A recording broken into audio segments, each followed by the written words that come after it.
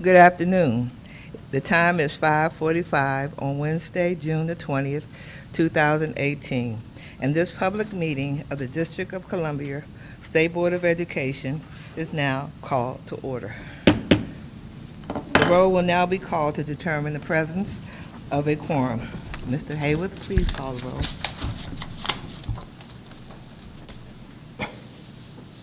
Ms. Williams. Here. Mr. Jacobson. Mr. Jacobson. Ms. Carter. Ms. Carter. Ms. Wilson Phelan.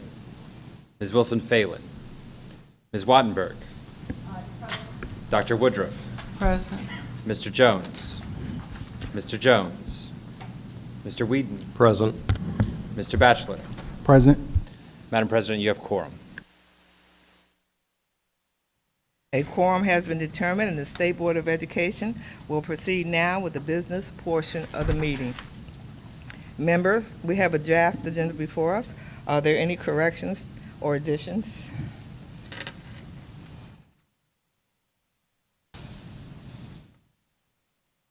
Seeing no changes, I would entertain a motion to approve the agenda. So moved. Is there a second? Second.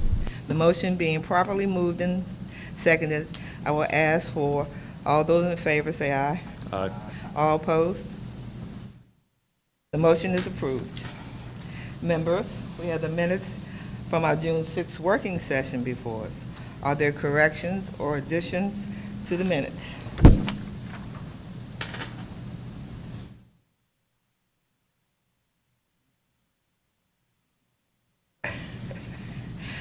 Seeing no changes, I will entertain a motion to approve the minutes. So moved. Is there a second? Second. The motion being properly moved and seconded, I will ask all in favor say aye. Aye. All opposed? Nay. All opposed say nay. No opposition? All right. Good evening. My name is Karen Williams, Ward 7 Representative and President of the State Board of Education. I would like to apologize for being late. I went to 441 like I do every third Wednesday, and traffic is terrible, so I do apologize. On behalf of the members of the District of Columbia State Board of Education, I want to welcome our guests, our viewing public, to our Wednesday, June 20th public meeting. The State Board typically holds its regularly scheduled meetings on the third Wednesday of every month at the Old Council Chambers at 441 4th Street Northwest.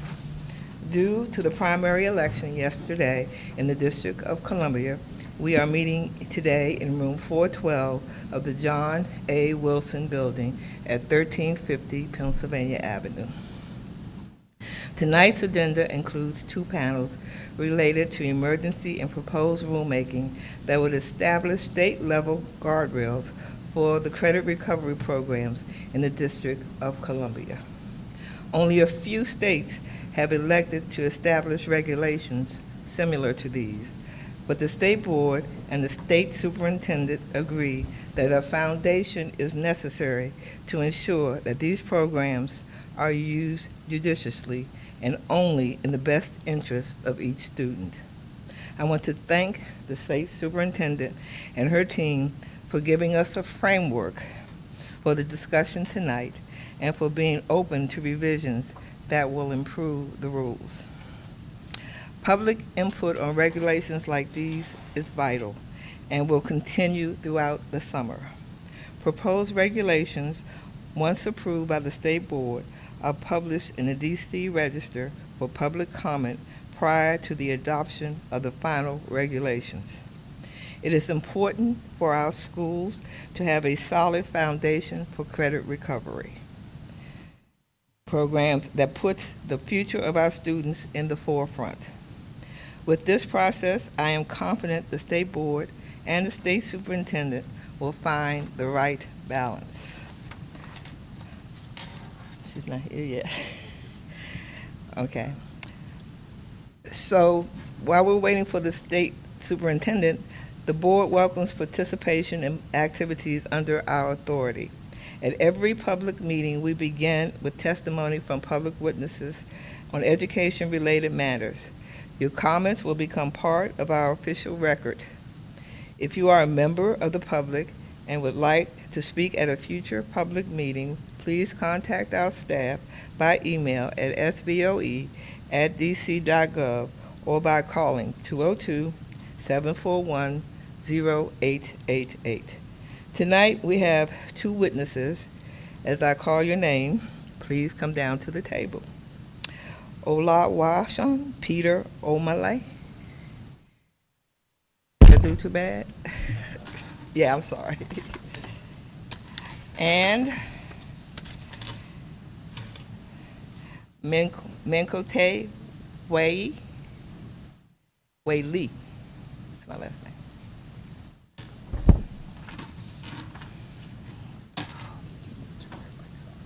Okay, I'm going to do it. Thank you for coming, and I'm sorry if I mispronounced your name, but what you have to say is very, very valuable. You have 3 minutes to talk this evening. Please note that you must turn on your microphone when you are ready. You will also see a timer on the upper right-hand side of the witness table.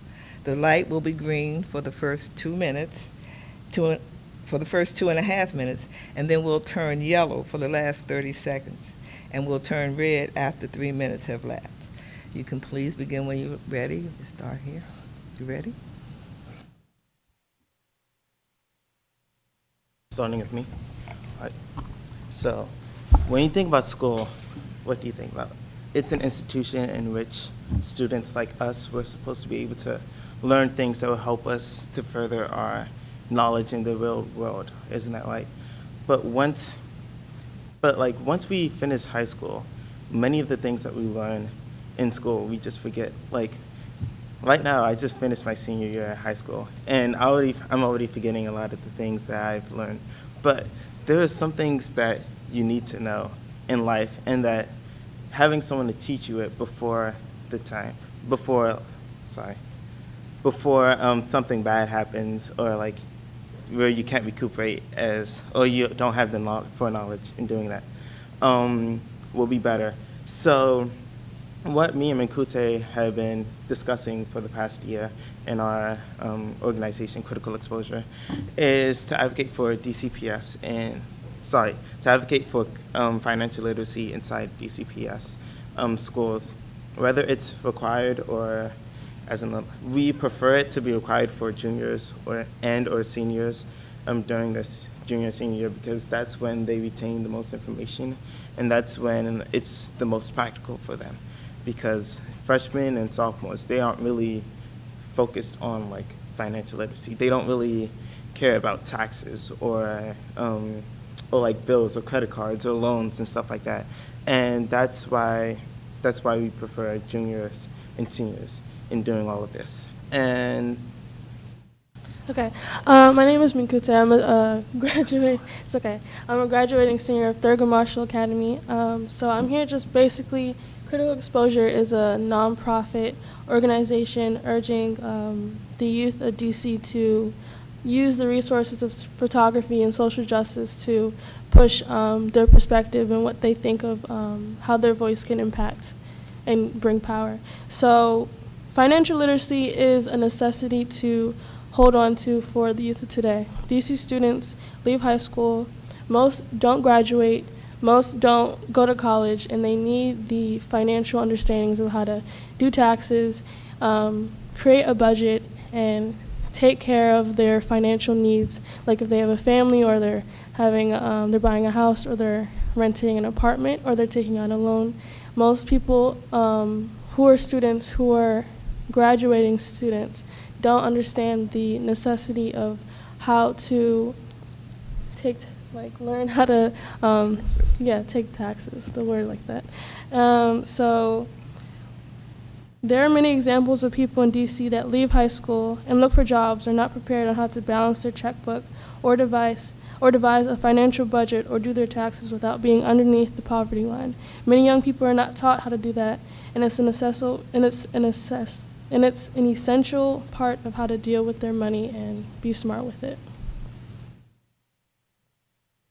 all right, so one of the examples that we were talking about is let's say like you go to college and you don't know anything about finances. You don't know like what you're getting into because you just got into your dream school. But you don't know the cost of like loans and like what to do with it. And what we want to be able to do is keep the money and keep the knowledge of money into the students' pockets, and it'll better help the economy of DC and of the students in DC, because once they know how to use money, they know how to use it more wisely, and they can keep it more towards themselves. So we've been working on, we made a reality check in our program. So we're in a fellowship, which is like a paid sort of internship where we're working on the campaign, which is financial literacy, on how to, we came to a decision to focus on getting, what's it called? What was it? Standards. Yeah, standards passed in DCPS on financial literacy in the curriculum, and have it advised to be not on the back burner, but on a necessary part of where DCPS education should go forward in the future. Thank you for your testimony, and Yeah. I'm just brush. So I'm going to start off with some questions this time. What's the name of the organization that you formed? We didn't form it. It's a program where DC students in high school can apply. It's called Critical Exposure. It's a nonprofit program where you start off with like internship, where you can learn how to take photography and advocate for social justice. And now, after you did internship, a year of that, you do fellowship, which is like a paid like internship where we're working on our campaign to focus on the topic of interest that DC students want to push. And so we chose financial literacy. So Peter and I are in that right Okay. now. And you go to Thurgood Marshall? Or I you did. graduated? I graduated Graduated from Thurgood Marshall. And you graduated from? School without walls, high school. Okay, open it up. Any questions, board members? Yes, Ruth? So it's lovely to see you here. I had the good fortune earlier this year to go over to Critical Exposure and talk to them about their financial literacy plans, and I want to say that it was the most organized meeting, the most agenda-driven meeting that I've ever been to, sponsored by adults or students. So I really appreciated it. You knew exactly what you wanted to do and exactly what you wanted to know, and here you are. Thank you. So I have a question, which is, so you want to have standards. Standards get used in a course, right? So do you have an idea of, do you want a whole course on financial literacy? Do you want to create standards that might get pushed into a math course or pushed into social studies courses, or? Do you want me to? All right, so we already, the standards are already created, and they're already being used by almost all of the states. I believe all, don't quote me on that, but almost all of the states are using the standards in the national standards of financial literacy. So if we just implement them, it'll be a good way to make sure that everything is going well.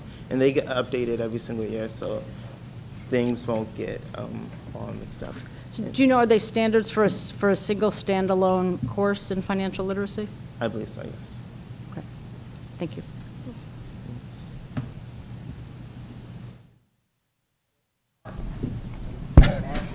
Thank you. So thank you all for coming, and congratulations on your success and your accomplishments. Obviously, I was happy to be at Thurgood Marshall's graduation last week, so congratulations and welcome to the alumni family. So I'm very interested in seeing your research, and financial literacy has been something that I think has been a conversation with a lot of folks in my community, and most recently on the board in the last few months when we talked to students and even to some of our high school graduation requirements task force members earlier this year and last year.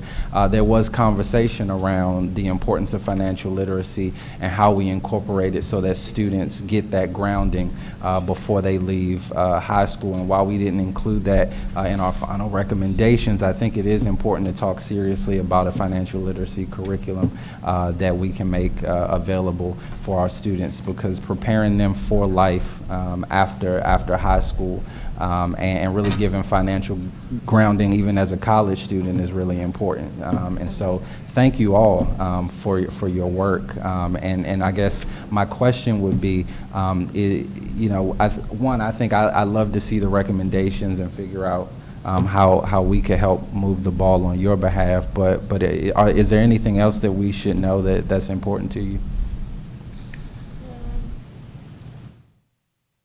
I think we're just speaking like on the baseline of what we're trying to say, because critical exposure, we've had like a handbook, or was it like a packet of like information, and Ms. Wattenberg, you've seen it. We gave you like a copy of it, and we have multiple. So if you want the information, the research that we've found and created, then yeah, you can get in contact with that.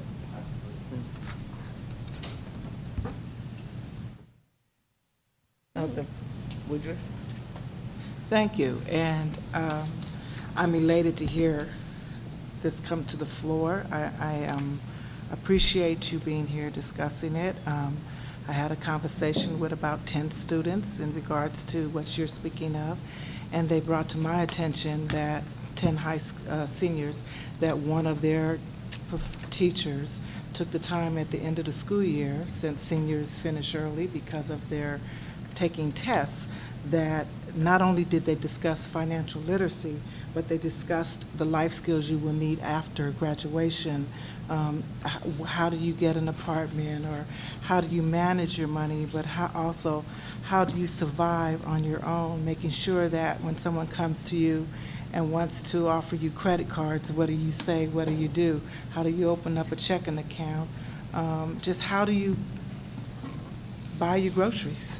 Something that's what we take for granted that goes on after graduation. So I wanted to just ask if the financial literacy program that you were in, did it include other important aspects of life skills that you might want to discuss? Yes, in fact, when we first drafted this campaign, it was financial literacy and life skills. It was meant to be like both like a semester in financial literacy and a semester in life skills. But like we realized that it's a lot more difficult to do both because there's so many requirements. So it's better to just focus on financial literacy, since that's, arguably the more important one of the two. And it was debated, and we decided to choose financial literacy because, I think that it's better for us. But yes, we did choose, we did want to do both life skills and financial literacy. Sorry I missed most of your testimony because it sounded really important for the work that the High School Graduation Requirements Task Force has been undertaking. And I'm curious about whether you polled your fellow students with regards to adding a requirement to the already 24 credits, which is pretty substantial relative to national standards. We have one of the highest graduation requirements in the entire country. And so I'm curious about whether you would take something off of those 24 credits, and if you would, what would you replace it with if you wanted financial literacy to be a mandatory requirement? And then I'm also curious about whether the standards that you came up with cover enough of math basics that you think it should count as a math credit.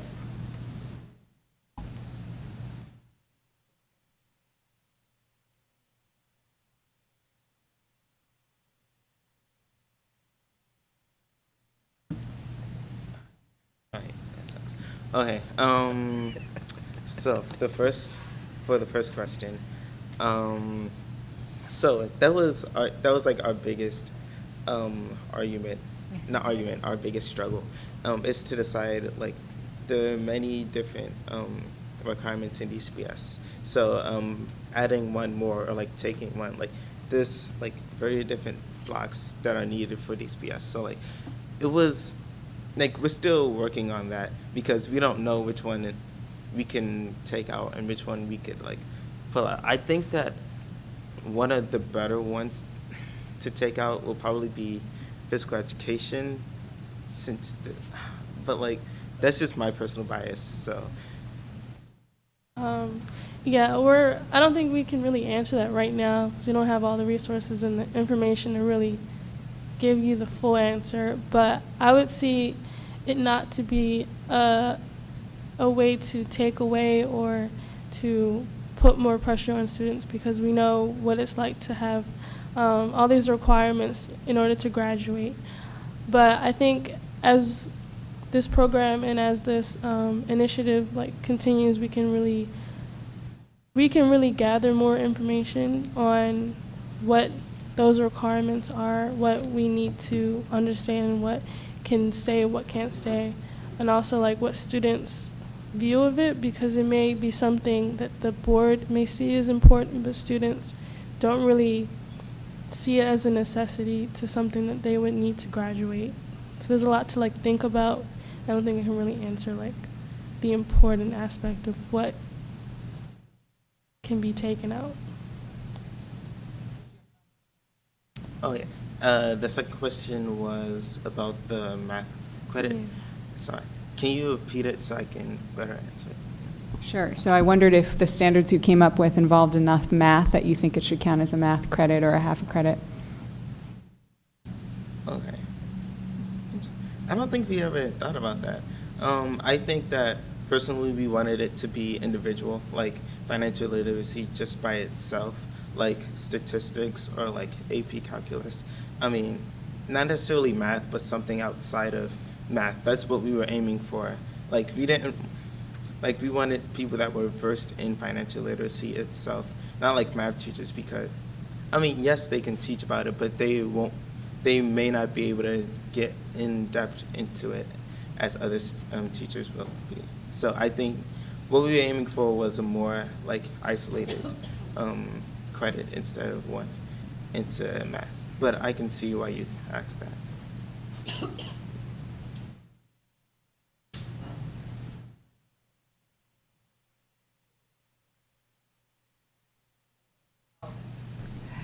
Thank you so much for coming to testify. I think Laura would like some contact information or something so that she's head of our high school graduation requirements task force. And though you're leaving to go to college, I'm sure she can reach out and find someone else in your group that we can have further discussion with. All right? Thank you. Thank you. Thank you. Thank you for your time.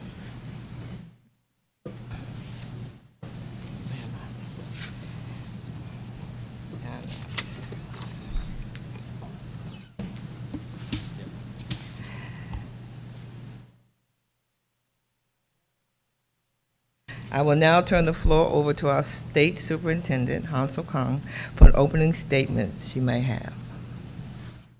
Thank you, President Williams, and I apologize for being late. I was actually here at the Wilson Building in the afternoon, rushed out of 441 and realized the error and rushed back here. So tonight, I look forward to listening to the public testimony, particularly around proposed credit recovery regulations. Ahead of that part of the agenda, I just wanted to use this time to provide a little bit of perspective on the proposed regulation, which I know is familiar to many of you, but for the sake of the public, wanted to recap some of these points. So as you know, in December 2017, OSSE was charged with reviewing attendance and graduation outcomes for all high schools in the District of Columbia, including working with the independent firm Alvarez and Marsal to do a deep review of DCPS high schools. The Alvarez and Marsal report made a number of findings and recommendations, including noting that DC, like many other jurisdictions, lacked state-level regulations that govern the use of credit recovery courses across all LEAs. We recognize that credit recovery is an important tool that helps students stay on track for graduation, and that it should be used in a manner that truly supports student learning and does not compromise academic standards. Therefore, OSSE is in the process of working with you all, as well as our LEA partners and the Public Charter School Board, to promulgate regulations that set minimum standards for the use of credit recovery courses towards graduation. And so our proposed draft rulemaking has a few key components. First, we require all credit recovery courses to be aligned with statewide content standards and have comparable grading policies as the underlying course. Second, we reserve credit recovery only to students that have completed and failed the course. Third, we require each LEA to issue a policy that governs the delivery of credit recovery courses and includes specific components on student eligibility, attendance, enrollment, assessment, and parent notification. Lastly, we also recognize there is a need for ongoing public information on the use of credit recovery courses in our schools. So our proposed rulemaking seeks to collect and report out on actionable information while remaining cognizant of the impact of such requirements for schools and LEAs. The proposed regulation requires that LEAs submit an annual compliance report that contains information on the number of students who fail courses, are referred to credit recovery, and successfully pass the credit recovery course. We believe it is important to outline some consistent foundational rules on credit recovery for the upcoming school year, and think we are poised to do that. However, schools and LEAs are also best positioned and charged to make curricular and instructional choices in their schools, including for credit recovery courses. The emergency and proposed rule will also undergo the standard public comment period, as with all regulations, and of course, you all would need to approve the rulemaking as well. Excuse me. So we look forward to continuing to work with you to hopefully put forward the emergency and proposed regulations and lay a statewide foundation on the use of these courses. Very few states have credit recovery policies and regulations, and we believe this proposal is on its way to being one of the most, if not the most, rigorous in the country. Thank you very much. Thank you. We appreciate you being here. All right, so now that we've done that, we're going to go into our first credit recovery panel. Would Ms. Laura Fuchs, Matthew Liberati, and Zachary Parker please come to the table?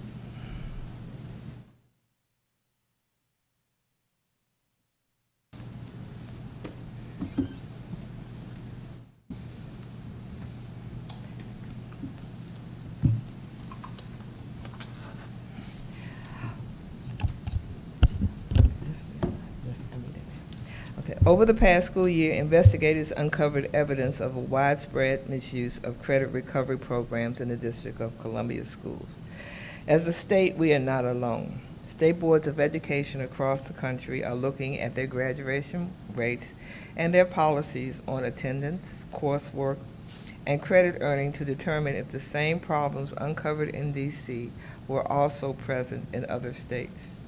Credit recovery is a valuable tool for educators and administrators that creates an alternative pathway and new instructional opportunities for students facing challenges in school. But credit recovery programs cannot and should not be used to replace the rich and rigorous learning experience that is available only within a classroom. Doing so shortchanges the efforts of the school leaders and teachers to motivate, educate, and inspire students. We have these two panels of witnesses tonight, and I would ask that each of the witnesses to pay special attention to the time clock. Each witness will receive 3 minutes for their testimony.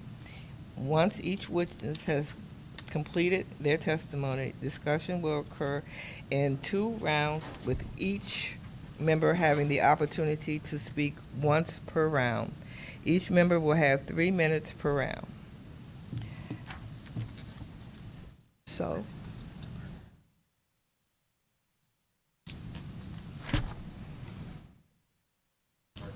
Mr. Parker? Oh,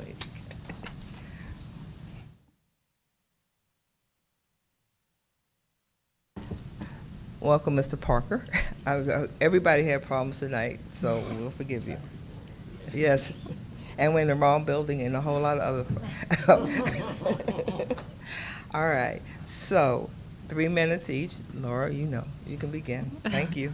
All right, I'm Laura Fuchs. I'm a resident of Ward 5 and a teacher for the past now 11 years in DC Public Schools. So looking over the regulations proposed by OSSE, I do believe they're a solid start to developing a citywide policy on credit recovery. I especially appreciate the collection of data on how many students are earning credits using our credit recovery and what courses they are earning it in. But there are a few areas that the language, I think, could be tightened up. So I do believe that there should be different standards for online credit recovery courses versus in-person credit recovery when it comes to who can take them, how they are used and implemented, and what is acceptable form of demonstrated mastery. I also do believe that we should be recording whether this is an online credit recovery course versus an in-person with a teacher, so we can know what kind of things are being used and how much they're being used. Sorry. It should be made clear that students should not receive original credit through credit recovery without waivers, maybe for special instances, is deemed acceptable by OSSE. And those should be spelled out if there are going to be such a waiver. It should be made clearer that the waived Carnegie unit that is replaced with a credit recovery unit should use grading policies that are consistent with the underlying courses that they are replacing in the school. I think it should be made clear that in their policy statements, LEAs should include policy on how the credit recovery courses will be delivered, so we understand kind of what the expectation is. And I think that OSSE, I would hope, will release a report that provides comparable data between LEAs so that we can easily see the policies comparably and the number of students and courses that are being awarded. So that data, I'd hope, will be shared if it's being collected in a pretty easy to understand format. Okay, so I mean, the fact is DC and our nation are at a watershed moment examining the awarding of diplomas. As the president mentioned, we want to make sure that we're investing in the kids that are failing, especially looking critically at the online programs that schools say they're using. I think that a lot of times we shortchange our kids who really need the most assistance, especially in courses like math and in English, where they are kind of skills that are building on one another. And if a student is receiving online credit recovery and that's it, I do question whether or not we're actually setting up that kid for future success. I think there is a difference when a kid fails due to attendance, and that maybe, or I mean, it may depend, and so it's not that online credit recovery should never be an option, but I think we need to really look at it and make sure that it isn't really just a dumping ground, because when a teacher is teaching 4 different courses in one room, teaching becomes a really light word. So that's my piece. Thank you.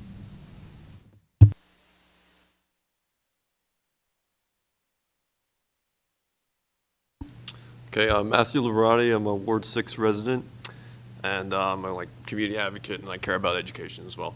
So most of my testimony today is going to be taken from the report referenced earlier from the Graduation Attendance Guidance for Alphas and Marvel, published in January 2018. So initially, I'm going to read some of the summary documentation. So here we go. Across all variations of credit recovery, DCPS staff and administration have expressed concern that the curriculum and rigor associated with credit recovery programs is not consistent with regular instruction expectation. Courses do not meet frequently enough or long enough to meet seat hour requirements, and student eligibility is not verified by guidance counselors before scheduling students for credit recovery courses. District-wide, teachers expressed concerns that students had no interest in attending traditional courses because they could take credit recovery. Many teachers who followed DCPS policy and failed students with excessive absences saw students graduate despite failing a core course because they had been appropriately enrolled in credit recovery concurrently. Although each of the major findings above reflects school-level decision-making contradictory to the ECR manual, these issues have developed in part due to a lack of central control over the credit recovery programs. DCPS Central Office provided insufficient structure, support, and accountability for the credit recovery programs to be implemented in accordance with the ECR manual. Okay, so we have a major problem here. That's why we're trying to fix it. So then the report goes on, it actually provides some recommendations. Develop a credit recovery policy manual to encompass all non-traditional programming within DCPS and includes attendance requirements, Carnegie Unity seat hour requirements, and eligibility requirements. Outline policy provisions regarding original parallel enrollment in credit recovery courses and require centralized eligibility verification using analytics. Outline clear requirements for the appropriate use of grade changes and alignments with DCPS grading policy, blah, blah, require curriculum plans, etc. So, unfortunately, the OSSE policy as laid out is very generic and very vanilla. It does not provide specific recommendations and leaves it to each LEA to design and implement credit recovery policy. And as we have seen, that's what some of the major issues, that schools were actually undercutting these programs to undercut the mean spirit of the credit recovery program. So I am personally suggesting 3 concrete structures here. So 1, credit recovery courses should not be taken concurrently while a student is taking the original course for credit. Now, it doesn't start in the policy, but it doesn't say, it says after the course. So I think that should be made more clear that you can't take the course while you're already failing the process. 2, a minimum of 120 instructional hours for each credit recovery course. I think that's very important that we have it act as a real course. And 3, personally, this is kind of my personal idea, to have more accountability and ensure that there's actual content generation. Ensure that content mastery occurs by developing a comprehensive exam that students must pass with a minimum of 70%. Thank you for your time. Thank you. Welcome. Good evening, State Board of Education representatives and broader community of education stakeholders. My name is Zachary Parker. I serve as the Senior Director of School Support with the Achievement Network, where I have the opportunity to work alongside and serve and coach principals and school leadership teams at a variety of DCPS and charter principals throughout the city, in particular to triangulate core learning standards, student data, and curriculum to accelerate student learning. I'm also a 2018 candidate for the Ward 5 seat on the DC State Board of Education, but I'm here today to briefly provide feedback on the emergency and proposed credit recovery regulations provided to the State Board of Education by OSSE this month. My remarks come from my experience both as a former teacher and time working with DCPS and charter schools, who among many other issues grapple with school attendance and credit recovery. I've heard repeatedly from school leaders that automatic failure by attendance policies have had devastating effects on student morale, school culture, and attendance. Leaders share that for some students, knowledge of their automatic failure by January meant that those students will likely persist in their absence from school or passively participate in the classroom thereafter. While I do not pretend to have all the answers, I have 2 questions I want to leave with you in regards to the proposed regulations provided to the board by OSSE. First, how are we focusing on student mastery of content and supporting students' ability to pursue the career and/or college of their choice? What seems to be absent in the presented regulations are clear expectations around the following: how students will demonstrate full understanding and mastery of content, expectations for how credit recovery vendors must align with and meet Common Core State standards expectations, as well as expectations for how LEAs and schools must document their attempt to exhaust all options to limit absences, prevent course failure, and increase parental and school community support of each child. I believe many would agree that with me that we should increase flexibility and the opportunities for students to demonstrate mastery in order to graduate high school. The State Board of Education's graduation task force, headed by Representatives Phelan for Ward 1 and Batchelor for Ward 8, presented 3 recommendations, 2 of which I believe would strengthen the regulations presented by OSSE. Those being to provide an opportunity for students to demonstrate that they have mastered world language and math course content in lieu of taking the course itself, as well as creating a personalized learning plan for each public school student in the district and revisiting that plan in elementary, middle, and high school to ensure the student is on track to graduate. These recommendations, if implemented, would likely limit the number of students needing recovery credit in the first place and focuses on student mastery. Secondly, while focusing on student mastery of content, I ask, how do we ensure the rigor and quality of credit recovery courses match that of core education courses offered and/or meets the standards expectations? What I've heard from colleagues in both DCPS and charter schools throughout the city is that quality of education students receive in a credit recovery course does not match what they would receive in a core course, which to a certain extent is to be expected. Another reason why we should do all we can to ensure that there are more opportunities for students to progress towards graduation via core education courses, which promote a more well-rounded education and experience. What is more, there is room for these regulations to provide greater guidance and clarity around what course standards must be covered and mastered to receive recovery course credits. The Common Core State Standards provide traditional and hybrid pathway recommendations for high school courses, from which OSSE could set standards for the content curriculum must align and students must demonstrate mastery of in order to graduate. I believe these additions would move the district towards the goal of success in 21st century jobs and civically engaged lives. Thank you. Thank you all for your testimony. Are there any questions from the members? Ms. Wattenberg? The first issue that I want to talk about, and each of you mentioned it in a slightly different way, is the goal here is to make sure that the credit recovery course leads the student to be as well educated as they would have been had they been in a regular course.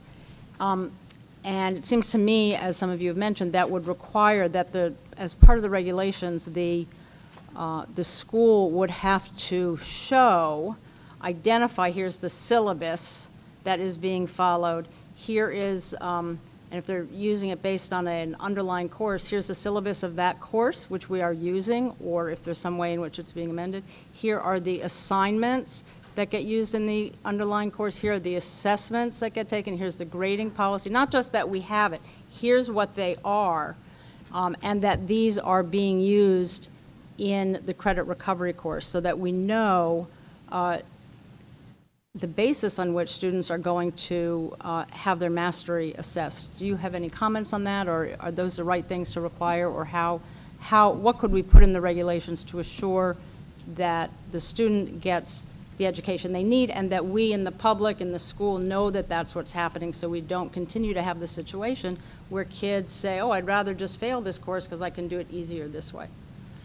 I'm going to break from the mold maybe a little bit in that I do believe if we're using an online program, then there should be a way to kind of see what the online program has to offer in an easy way. Some of them do, some of them it's very like proprietary. So there'd have to be some like document that I think they could demonstrate that like they are doing the lessons, they are equivalent, and that they're doing a number of lessons that would make sense. It's not just like, because some Edgenuity in particular can be misleading. It can make it seem like they're doing a lot of work, and when you start to click through it, which is very difficult, you start to see that that's not in fact happening. But I do think, we hire teachers based on their experiences. We are held to high standards in all our LEAs. I don't know that we need to be micromanaging the classroom in order to determine like whether or not we are being successful. But I do think, that schools and LEAs should have a plan, that it should be clear and spelled out, that, we don't have to like give a syllabi to the district when I'm teaching my regular class, so I don't know that it's fair to expect that out of a credit recovery teacher. But at the same time, LEAs should have some evidence available as that they are holding a program that is rigorous, that isn't just like we met 5 days and voila, you got your credit. Like, there should be, that they should have to prove the same level that they have to prove in the regular day. And what would that be? I mean, right now, it's that an evaluator, sorry, can I continue? Okay. So like, right now, right, teachers are evaluated in DCPS using impact, and we have administrators who come in and check on us. So there are people who are in charge of like summer school who are in charge of credit recovery. They should, in DCPS's case, answer up to the person in charge of credit recovery who could then provide that data to OSSE, right? Like, we have a chain of command, and LEAs, I'm sure, have their own little chains of command inside, people who are in charge of their credit recovery programs, and should they be asked for information from OSSE, should be able to provide it. The same way I think that, if a principal wants... Us next time. I know we don't agree on this one. Thank you, Madam President. Answer her question? Okay. Can others answer it? We have 3-minute rounds, okay? So if the person who's asking the question takes 2.5 minutes, then that cuts you short. I did not take 2.5 minutes. 3 minutes total for all 3 minutes. Yep, that's why we keep our answers and questions short as possible, and I'll be brief. Sort of expanding on that, so I'll give the 2 additional witnesses an opportunity. Would one way to solve this issue be to limit credit recovery to courses that the SBOE has approved standards for? That could be. My solution is just have a test at the end, see if you pass it or not. It's pretty simple. Okay. So that's a possible answer. Yeah. There's also the testing, Zachary? Yes, I would agree with that, as well as I think, to Ruth's question, I agree with sharing the syllabi from other courses, but also identify key skills or learning standards that must be covered by the end of that recovery course. If it's a computer-based program, how is that proving that that computer-based program will meet the expectations of those standards or skills by said end of course, whether that's an assessment or some other type of assessment, if you will. And I'm highly opposed to exit exams, but we already know that about me. Okay, thank you. My second question is, I'm very limited on time, so I'm going to jump into my second question here. My question is for LEAs that have attendance policies. How are we making sure that credit recovery courses would still work for students that fail because of chronic absences? And I'm really talking about some vulnerable populations, like homeless students, like chronically ill students. Do you have any thoughts, and if you could each limit your comments to about 30 seconds, on how we make sure that we take care of those homeless and chronically ill students? I would argue that we need to put a greater responsibility on our schools to ensure that they are documenting that they've exhausted all options to support students. Mr. Parker, can you make sure your mic's on? Thank you. Can you hear me? Oh, sorry about that. Just quickly, I would completely forgot what I said, but I would ensure that schools have exhausted all options to support their students in trying to limit the absences from that student, and ensuring that before they are failing a student, that they can document that and prove it. Thank you. Any others? My concern here is one of my colleagues has suggested limiting the number of credit recovery courses that a student could take. And I just want to make sure that if we go down that road, we keep in mind that there are certain populations that just will be chronically absent for various reasons that are uncontrollable. I mean, I'm personally not in favor of a limit. I think I'd want us to wait and see how many kids are using credit recovery courses for how often, because I don't think it is that often in the schools. It is not a popular option. They can usually take one or two at a time. So I don't think there's kids with a huge number of their hours coming from credit recovery, but I could be wrong. Okay, thanks. Last comment? There's stats in the report that it's varied by school. There's some schools that it's a lot more than others, so just read the report, it's all in there. Thank you so much. Thank you, Madam President. Any other?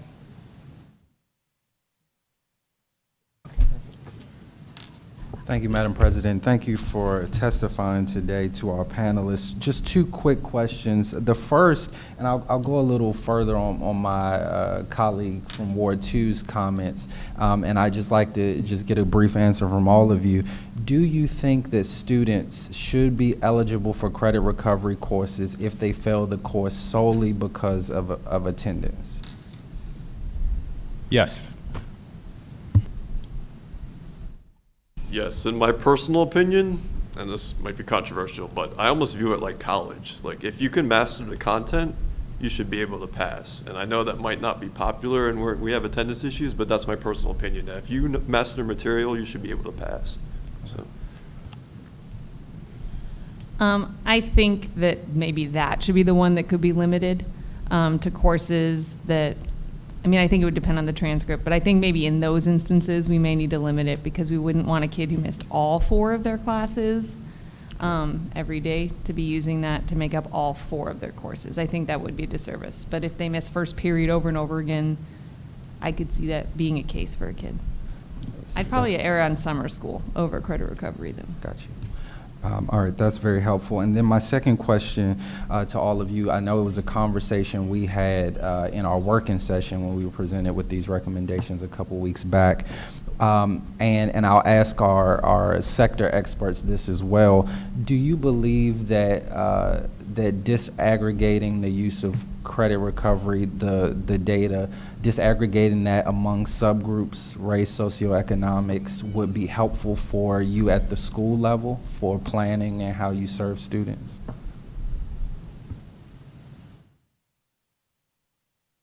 My school's pretty homogeneous, so I'm not sure that we would, I guess, more data doesn't necessarily hurt. I think it's good to see what's going on, but I'm not sure that for a school like Woodson, it would make a big difference. To that point, I would say I think it would vary. For certain schools, it could be helpful. I think what would be more helpful is the schools having data or being able to prove that they are supporting the students that are needing the recovery credits. One last thing I would say to the last question, it might also be worth looking at how absence is deemed. For instance, the 20/80 rule given those barriers that students face, if a student is late by a certain block of time, yet in school they are still marked absent. And so it might be worth defining and relooking at that definition. Thank you all. Thank you, Madam I think President. a school-based is probably the most typical, but then if you want to see if schools are being served by socioeconomic, like if certain races or certain socioeconomics are failing, then you want to see that by school and how to fix it, potentially, so. Great. Thank you. Thank you, Madam President. Ms. Laura.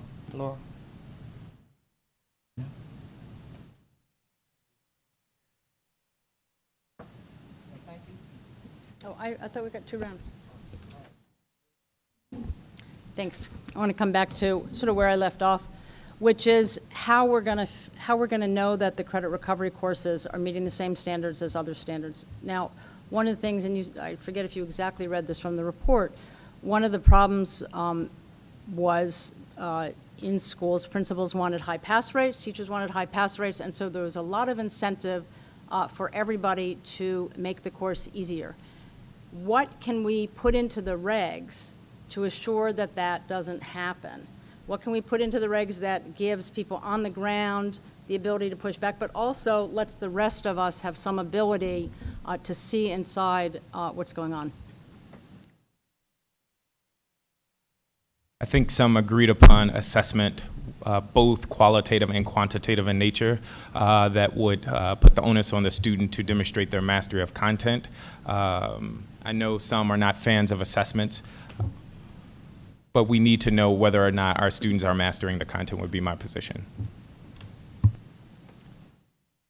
I mean, I think in this case, I just don't think it's a regulatory issue. I think the problem in DCPS right now is coming down to things like the impact evaluation system and the fact that teachers do feel afraid to speak out when they're upset about the level of rigor in a credit recovery course, right? Like, I don't care about my impact scores, so I'm willing to come out and say when I have a problem and when I think something's wrong, and I can, blow the whistle, and if I get, dinged on it, I get dinged on it. But why? So I guess, I think if people felt safe coming forward, then they would complain when the credit recovery thing is second rate. So I think one thing is then that ought to be in there, that there ought to be a way for people to raise objections. But the other thing I would raise, why couldn't we, if the credit recovery course is supposed to be based on an underlying course, why couldn't we insist that the assignments be the same, the assessments be the same, and that's part of the rule, that this is not meant to be different? Yeah, I mean, in terms of the rigor and in terms of what's learned. I think you give the final exam from the prior course or something, and you need to pass the final exam to pass the course. So And the same grading I don't see the conflict there. So. I mean, I guess if a teacher's in charge, then the teacher should be able to run their class. And if it's not me teaching the credit recovery course for my own course, I don't expect the teacher to do exactly the same thing I do, because I don't expect to do the exact same thing that someone enrolled to across the street's doing. So I don't like that level of control inside the classroom, because I think we hire teachers to run their room. There should be people watching us do that and holding us to a high standard, but I just don't think we need to standardize everything to prove that we knew that kids learned. Well, I'm not even even saying saying to make sure about that the high school diploma means something, so until we do that, we need high standards. Yeah, and I'm not even saying that you have to go into each classroom and prove it, but rather that that's the rule, right? We have rules. We could have a rule that says it has to be based on the same material as the underlying course and the same assessment. Whether we check it or not, that's another question.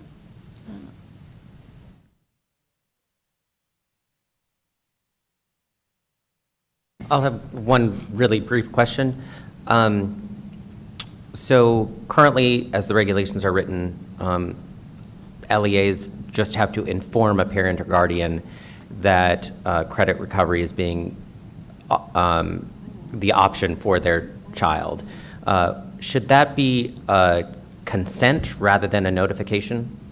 Would that make it an extra hurdle for the LEA and make it a less appealing option, so that we're really only using it in the most needy basis? Are you suggesting some schools are forcing kids into credit recovery who don't want it? I'm suggesting some schools are using credit recovery as a shortcut, and having parental consent for a child to go into credit recovery might be an additional belt and suspenders. I don't see why it'd be a problem, but I'm not the expert. I would caution against that. And again, although I'm not in the classroom right now, what I've heard from leaders is that for some of our students, either their home situation or dynamic with their parents makes it challenging to get certain sign-offs or requirements. So for instance, it is my understanding for attendance policies, if a student were to get an excused signed note from their parent or a doctor or something to that extent, it will be an excused absent. And so for one student, for instance, at a DCPS high school in which I work, his parents are unwilling to sign that document. So I can see that same student perhaps having an issue where the parents may not sign off on the credit recovery courses, which might be an added hurdle for that student versus the school. Thank you. Mr. Liberati?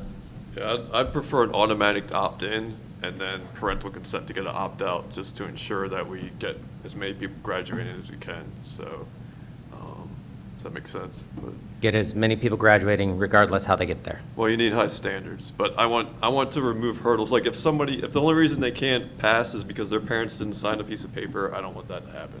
So, Fair enough. Thank you. That's helpful. Thank you, Madam President.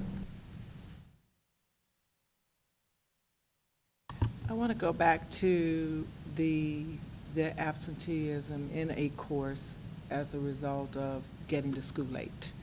And do we have any research showing that when we put our core courses first in the morning, that a lot of children that arrive to school late do not get to go into the course because they're considered absent?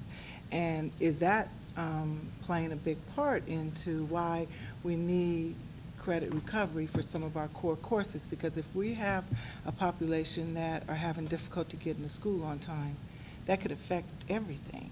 So what is your opinion on that? Do you think we should have the core courses start second period? I'll go first with this one. Well, I know when I was in high school, how they fixed that is they had schedule rotation. So, but I think, but the problem with your idea is if you put the soft courses first, that's even more incentive for people to skip. I think what we need to do is be more proactive. So if we say, okay, Susie or Johnny has missed 5 classes in like 2 months. If you do the math, they're on track to not graduate. So let's drill down and figure out what's going on here and then maybe work together. But like I said, I think schedule rotation is a potential idea in that. So. I would agree with schedule rotation. I would say it would vary, also depending on how a school sets up their schedule.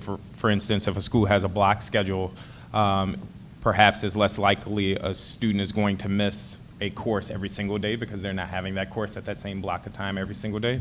But again, I would just reiterate, I think there needs to be greater support and accountability for schools to ensure that they are supporting and following up with students and families. For some schools, that's easier than others when they only have 5 severe absentee issues. For some other schools where there is a high number of truancy issues, I think things began to fall through the cracks. And so we need to focus more there in how schools are actually supporting students to get to school on time in order to be counted.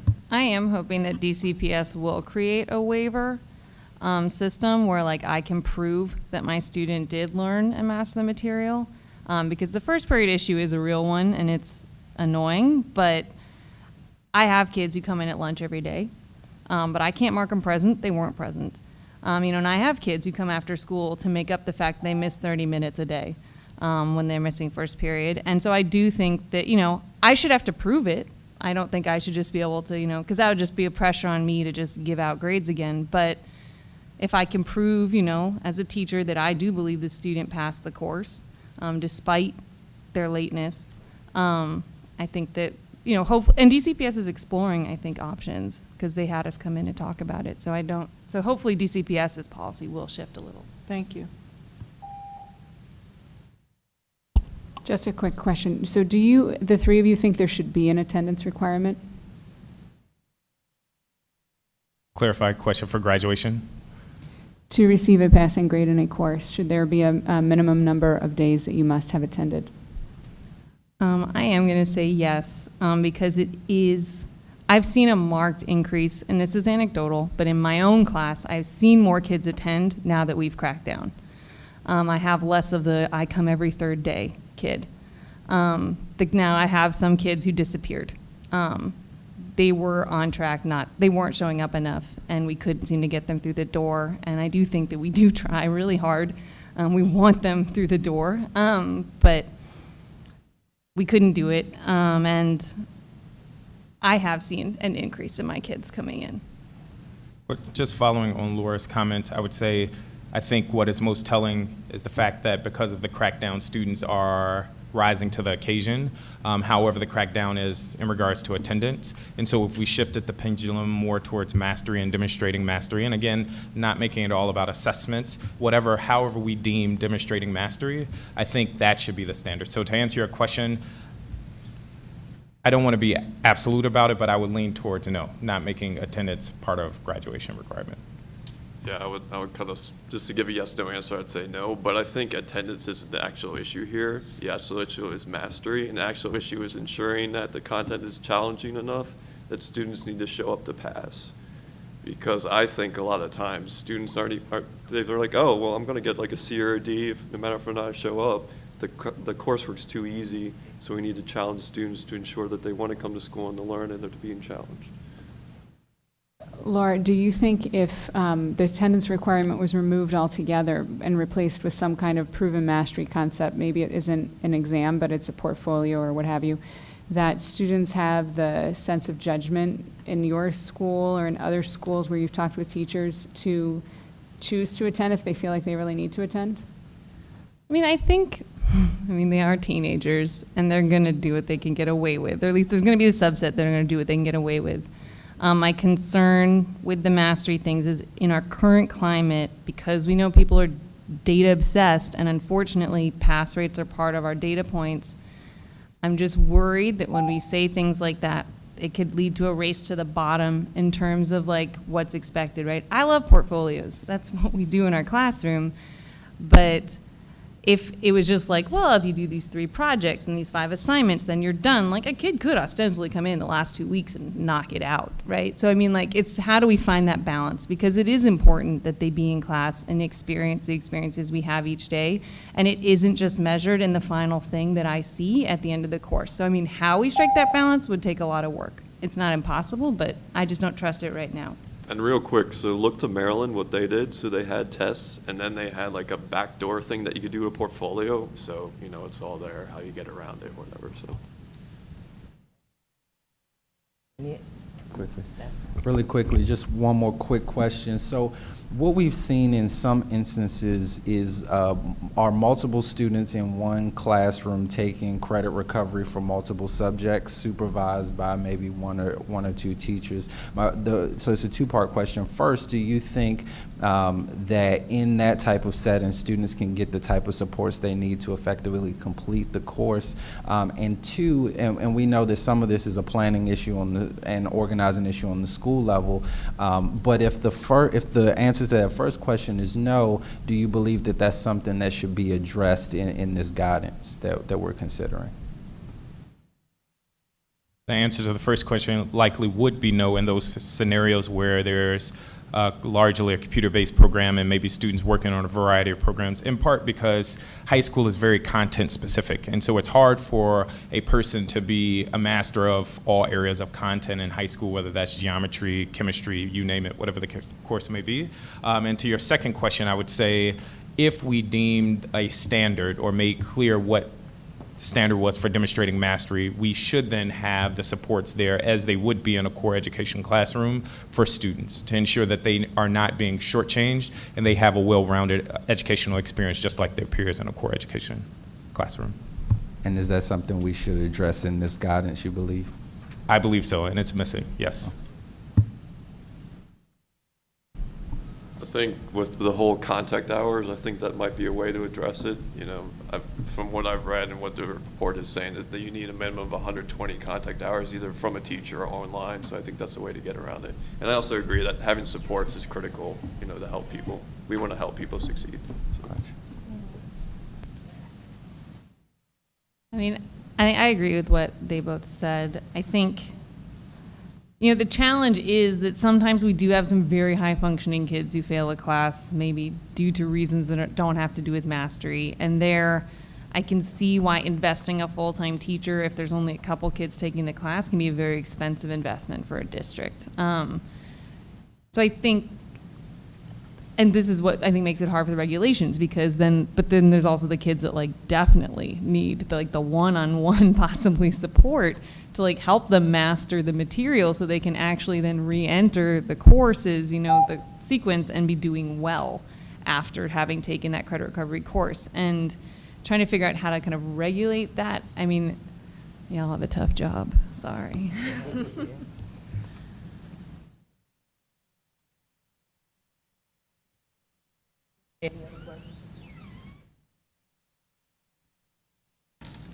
Well, thank you, members, for your testimony. It's been very helpful, and hope to see you soon. Thank you. On our next panel, we have Sarah Navarro, Deputy Chief of Graduation Excellence from DC Public Schools, and Rashida Young, Senior Manager of the Equity and Fidelity Team for DC Public Charter School Board.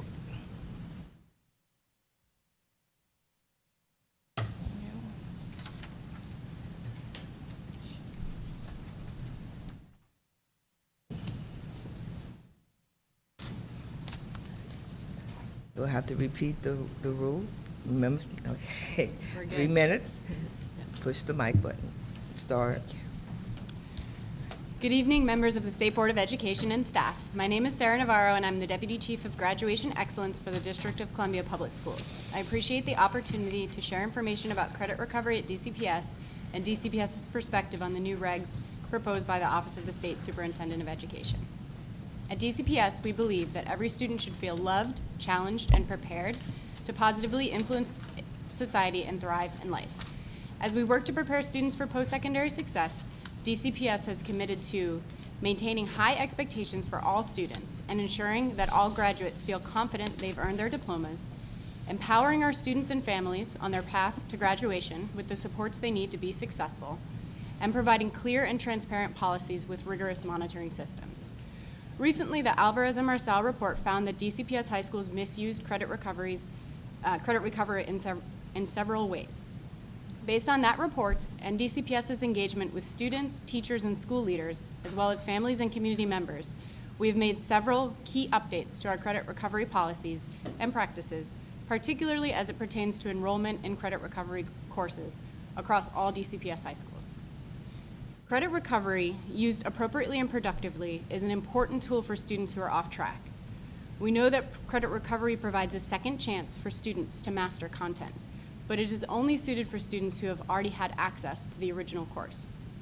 Students who have taken and failed a traditional course benefit from a change in setting, atmosphere, and process. I'm excited to share that in school year 2018-19, we plan to roll out a new credit recovery workshop model. Credit recovery workshops provide independent, self-paced, teacher-supported learning cycles which embody 2 fundamental changes in the learning experience. First, students will manage their own learning process while cultivating independence, self-sufficiency, and self-awareness. Second, teachers provide completely personalized support driven by conferences and tutoring and grounded in developing clear understanding of performance standards for the course. As students repeat the cycle, they learn exactly what they need to know or do to demonstrate competency and earn the required credit. Workshops are designed to increase student motivation, since students are not bound by seat time. Immediate, specific feedback in one-on-one conferences continually clarifies exactly what students are expected to do. The end goal of earning credit and graduation remains in sight. Whether students participate in this workshop model or a full Carnegie Unit recovery course, our goal remains the same. Students master course content and make progress on their path to graduation. DCPS has made these sharp, targeted shifts in our credit recovery policies based on student feedback and toward the goal of supporting the success of all students. OSSE's proposed regs take further steps to ensure the consistent use of credit recovery in the district. With these regulations, we're committed to continuing to design a robust process for credit recovery in DCPS schools. The proposed regulations provide the appropriate amount of structure to develop successful teaching and learning cycles to meet student needs. DCPS has appreciated OSSE's thoughtful approach to this work. We have had the opportunity to share our feedback on their proposed regulations multiple times and believe this work and other engagement efforts have led to a high-quality set of regulations. The path to mastery is unique for each of our students. LEAs are responsible for understanding that path and supporting students to meet all graduation requirements. LEAs need the flexibility to design systems that work for students. OSSE's proposed regulations allow that important work to continue. We have work to do, difficult and complex work that requires our full attention, but for DCPS, it is work that we're fully committed to seeing through. Thank you for the opportunity to speak before you about this important topic, and I'm happy to answer any questions you may have.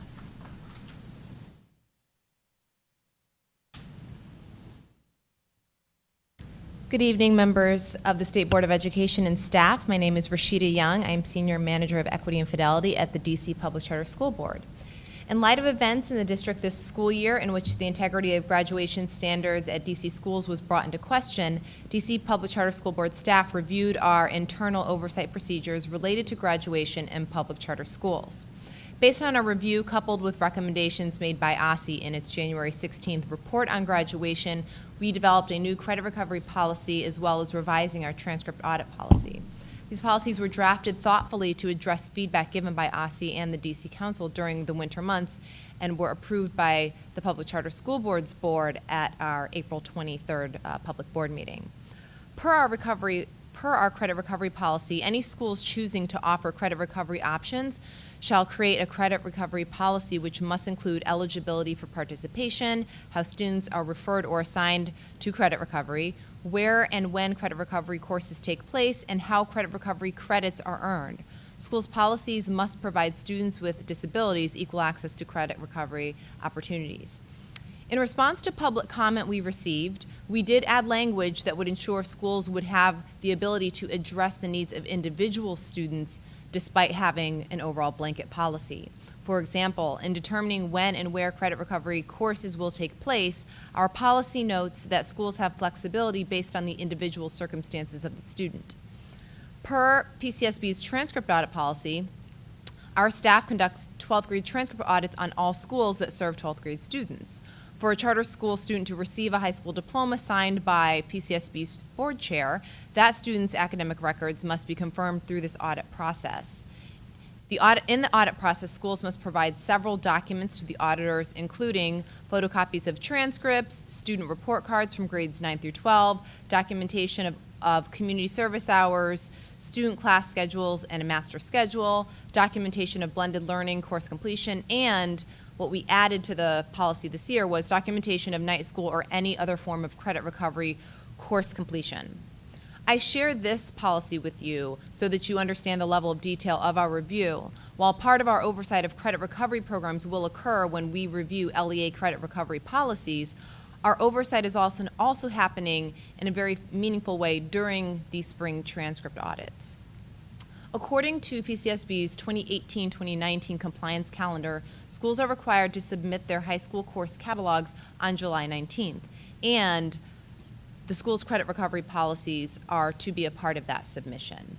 Tonight, I can only speak to PCSB's credit recovery policy. We are not yet ready to provide official testimony on the proposed regulations. We have provided informal feedback little by little over the past several weeks, but aren't yet done crafting our official feedback.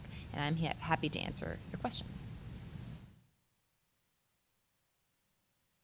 Thank you. Members, do we have questions of the panelists? Okay, Ashley, Ruth, Jackie. Thank you both for being here tonight and offering your testimony. One question I did have, both of you talked about your current different credit recovery options. Ms. Navarro, especially you talked about your workshop model. Do either of you offer online credit recovery options, and would this particular workshop model have a credit recovery, be an online option? As well as both of these don't talk about a specific test. Would they outline the same test throughout? Or would there be individual tests regarding the different schools? So currently in DCPS, we do use online credit recovery, and the workshop model would not necessarily mean that online credit recovery would go away. So when we say online learning or blended learning, it's basically just the use of a platform to supplement the learning, right? That is not the teaching and learning. It is a mechanism to help with teaching and learning. So I think moving forward, as we roll out our workshop model and as we continue to learn from piloting the model in various schools, we will look at the most effective way to deliver, and that may continue to include blended learning. We're not tied to having an exit exam or a specific assessment for each course, but as is noted in the current OSSE regs, these would be fully aligned with the standards of our core classes. So the same expectations for demonstrating competency would be in the workshop model or in any of our credit recovery courses. For the charter LEAs, because each of them is going to have a policy that looks different, there's not a blanket, it will or will not be online. From doing transcript audits for the past several years, I can tell you that many schools do have online courses, but some do not. And the policy that we have that schools are using that they used this past year to show us documentation for their transcript audits, it didn't have this mandatory language about online or not online. There is one clause that says any credit recovery program must be determined by the school to incorporate the essential learning elements of the underlying course for which it provides credit. So that's the benchmark we're looking at, as opposed to like a test. It's what is the underlying content that needed to be taught in the original course. That same content needs to be taught in this course. So whether the original course had a capstone or an exam, it's based on the LEA and what that course offers.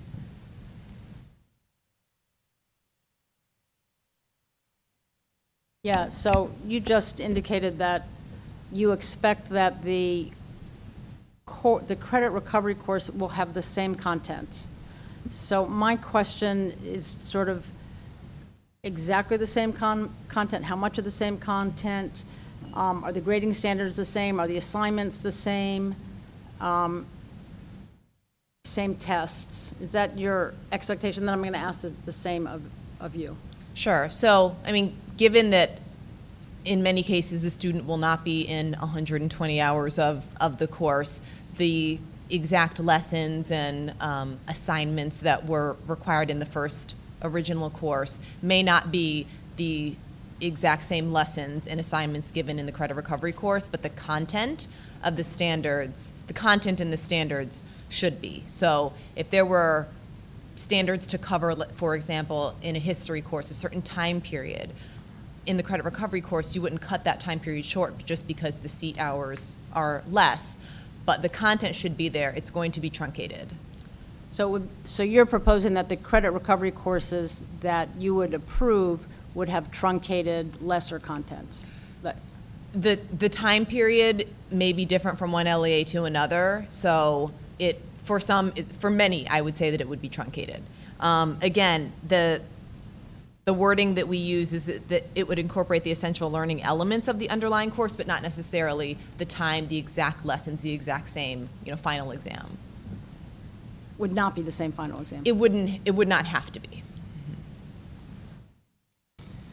Yeah, so similar to my colleague, we are dedicated to making sure that the students master the same content standards, but exactly what they are working on in terms of assignments and assessments, it would be appropriate to vary, and I think that gets back to putting some flexibility in the hands of our teachers with really good support and professional development to make sure that they are working on ways to help students demonstrate those standards. So arguably the first time around it didn't work, so we need to be really innovative and creative to figure out why didn't it work that first time around, and for the second time around, how can we be most supportive in a very personalized way of those students. Here's, I'm going to run out of time, but you can think about this and I'll come back to this, which is the regulation says that the credit recovery course has to be aligned to the standards. One thing I do in my day job is review curriculum, review textbooks, review materials that are developed to go to standards. And I can tell you, every textbook in America, 1 month after Common Core standards were adopted, every reading textbook put on their cover, we are aligned to the standards. Well, they really weren't, but what does that mean? And that's sort of what I'm worried about, is you can say you're aligned by saying, by pointing to two things. So how do we judge that? Thank you, Madam President. So, Ms. Young, am I correct now? I heard you correctly. PCSB, you have a policy now on credit recovery for all of your LEAs? That's correct. It was, we opened it for public comment back in February when Great. we were testifying quite a bit with council, and it was passed in April. Very helpful, thank you. And Ms. Navarro, DCPS has a policy on credit recovery? We have an outdated policy on credit recovery. We are currently working on revisions, and that's why we're excited that the timing is dovetailing with OSSE's regulations. So we'll be able to fold in the regulations to the policy. So we're issuing, there's a number of policies actually that we're working on. Credit recovery is one of them, and we're looking forward to issuing both the policy and the implementation guidance to our schools. Great. Do you need a regulation on the book to finalize your LEA policy on credit recovery? We will finalize a policy anyway because we want to make sure that our schools have the clarity going into the new school year. But Great. would love it to be aligned with whatever is going to be the Very helpful. official legislation. Are there any LEAs that are not covered by DCPS or the Public Charter School Board? No. Okay. It's been suggested that we have to move really quickly on this policy approval because otherwise LEAs will be missed and won't have guidance. That seems to not be the case, though, correct? No, we'll ensure that our schools have the proper guidance, but would, again, love for that guidance to be long-lasting. So if we are looking at regulations, it would be great that the timing was such that the regulations came out in advance of our new policy so we could be aligned. Thank you. Switching gears a little bit, would either of your organizations be supportive of limiting the number of credit recovery courses that a student can take, either cumulative or at a single point in time? We would need to open our policy back up for public comment for that type of limitation because as of now, it doesn't have that that limit, and schools are schools are right now writing their student handbooks and drafting their course catalogs, so it's not something that we would change for school year 18-19. Thank you. I don't think that's something we would be interested in seeing in regulation. I think that what we're really focused on is individualized planning with every student. So if we have the folks in our schools know our students really well, the guidance counselors, the pathways coordinators, the assistant principals, and have these regular conversations with them about their pathway to graduation, then red flags around many credit recovery courses will come up, and that should be a conversation between the school-based staff and the student to determine what the best path forward is, and that may be an opportunity academy as a better fit, or some other options to support that student, but I don't think it should be necessarily needs to be covered in regulation. I think that's a school-based thing. Thank you. I'll want a second round, Madam President.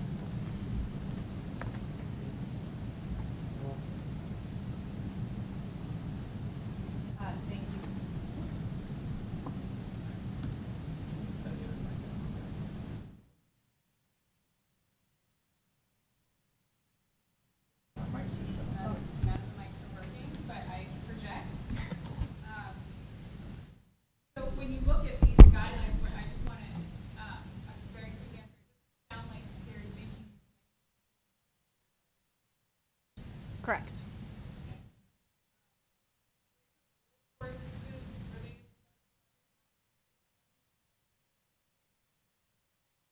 The intention of all of the courses that we offer is that they are aligned to state standards. I think what our commitment moving forward is that we provide more targeted support and professional development to ensure that that is indeed the case and the students are learning what we want to make sure they're Will learning. each of your respective bodies be reviewing that before the credit recovery course is approved? Will you actually have a subject expert be looking at them to see if they're aligned to state standards? So we're going to be working a lot on the curriculum centrally and providing that to schools. That won't happen overnight. That's something that we're piloting with the workshop model and rolling out. But yes, we will be absolutely either creating or vetting materials to make sure that they are high quality and that they are aligned. I think it's a bit different with PCSB. While we're reviewing each of the LEA's credit recovery policies, when schools make changes to their high school, like their curriculum and their course catalogs each year, unless it's like it presents a significant mission change from the school, it's not something that we are doing a deep dive review of in terms of what are all of the new standards. That happens when a school is first chartered, when they first pick out their curriculum, but on an annual basis, it's a more cursory review that to make sure that they have all the courses that students need to graduate. So under the current regulations, actually no one would be watching to see if the credit recovery courses are aligned to state standards, it sounds like. For us, I think it's less the credit recovery courses, and it's more all of their courses have to be aligned to state standards, and the credit recovery course takes the place of one of those courses. I'm not sure if that makes sense.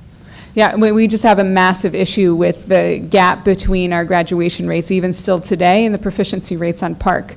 And we know what the state standards are. And so I'm wondering, how does this policy actually do anything at all to help us solve that challenge? And I'm not hearing yet that it does anything to ensure that students are learning better and that we're holding them to the set of standards that would be equivalent to the standard we have set on the board, which is the PARCC. So I'm curious for your take on that. And then my last question is related to evidence of communication with parent. So right now the regulations as they're written just say you have to have a policy saying that you communicated with the student's parent related to their enrollment in credit recovery. Would you support a policy that required evidence that the parent actually received that communication? So as of now, we check for the memorandum of understanding at the school, and that will often have the magnitude of what's required, including if the student needs to take a credit recovery course. Our policy currently doesn't have it built in. X communication has to happen by X date, but it's something that on the back end we see at the transcript audit time. Is that who's the MOU between? The school and the parent, showing this is what your child needs in order to graduate. Can she answer it? Or I can take it on the second round. Okay, if you can remember my question, I'll come back. Thank you both for being here and to our previous panel. I've got to say I share Ms. Wilson-Phelan's concerns that too many kids are graduating unprepared. And as we move forward with this reg, looking at graduation requirements and standards, we need to ensure that the students are learning what we say they're learning and that they're prepared for the workforce. You both say you have policies in place or are developing. Can those be shared with the board so that we can look at them as we're looking through this? Sure. Okay, thank you. Shared at a later time or now? Whenever you can get them to the staff will get them out to us. Absolutely. Yeah. Yeah, I'd prefer to hold until our new policy is ready for review, because we're... What's the timeline on that? Well, we would love for the timeline to be associated with the regulations, so certainly by the time school starts in August. Okay. Can either of you give us an idea of how many students in the class of 2018 utilize credit recovery to earn credits towards graduation? And do we know if students used multiple recovered credits? So I was thinking on my way here that I should have pulled that data, and I didn't, and I don't want to misquote numbers, so I won't. But it's certainly something that we can look into and provide. I will say that as a result of the Alvarez and Marsal report, students were not earning credit recovery inappropriately once we made that finding. So many fewer students in the spring semester this year in the 2018 cohort accessed credit recovery. So it was only for those students who had taken and failed the entire course. That's not data that we have tracked thus far. When we conduct a transcript audit, the auditor themselves will see that Johnny passed algebra through a credit recovery class his junior year, but by the time we're logging the data into the spreadsheet that eventually is our master tracker, which we do have, it is just deemed as passed. I don't have a ballpark number because it's very different. I'm thinking of LEAs that have a lot of credit recovery and others that had almost none, but it's not something in our final documentation that we track. The reason I'm interested in this is I think it would be telling whether or not LEAs that use this commonly, what the success rate of those students are upon to graduate and after graduation. Are those students succeeding in college? Are they succeeding in the workforce, or are they not? Because I think that says something to the standards and the quality of that course. One quick question for Ms. Navarro. You mentioned the piloting of the workshop model a few times. How many schools is that going to be rolled out in, and what are the criteria for rolling that out? So we're still working on the model as we speak. So I don't have the specifics on details, but we're really excited to work with our school communities to determine that. Can you provide that at a later time? Sure thing. Thank you.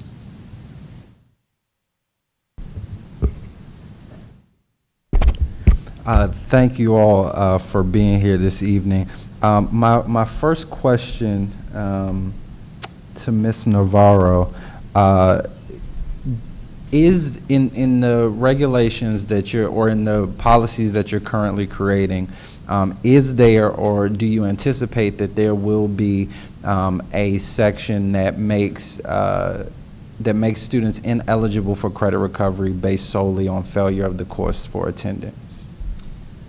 We do not anticipate that students would be excluded because they failed the course due to attendance. I think what we're looking at is figuring out how to find the right balance of when a student should be eligible for credit recovery. It certainly wouldn't be if they had zero access to the course, but there may be circumstances where a student has participated in a portion of the course and failed due to attendance. There were extenuating circumstances, but have already mastered a portion of the course, where credit recovery experience would be appropriate for that student. So do you anticipate a great level of qualitative determination, case-by-case determination, or do you, or I guess how strict do you anticipate the policy to be? Yeah, I think we're still figuring out exactly what the lines should be and where we should provide some autonomy to schools. And we're having conversations and focus groups and sort of hearing from people around issues like this, and we have been. So we haven't exactly landed on that, but I will say we, at this point, don't think it would be appropriate to fully exclude students who have failed a course due to attendance, because failing a course due to attendance can mean a lot of different things. Okay, great. And in terms of data collection for both our panelists, currently, do either of yours, well, I guess, do your various LEAs or does your LEA currently collect data in terms of credit recovery usage based on subgroups? We collect data on anything and everything. So we certainly have all the data, and we are able to slice it in whatever ways to take a look at it. Great. While some of our LEAs might collect that data, it's not something that they currently report to PCSB. Great. Thank you.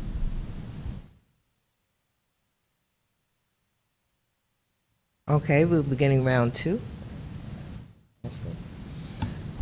To follow up on some of the questions regarding attendance, we asked the last panel a number of questions regarding their thoughts and concerns on credit recovery and attendance. We talk about that it can be a second chance for students to really master this content. Do you believe that, A, we should be allowing students to, while that we know that they have failed a class, to concurrently join credit recovery options at the same time? And do you believe that these credit recovery options, if a student is using them in multiple ways, in multiple classes, that it really is setting them up for post-secondary success?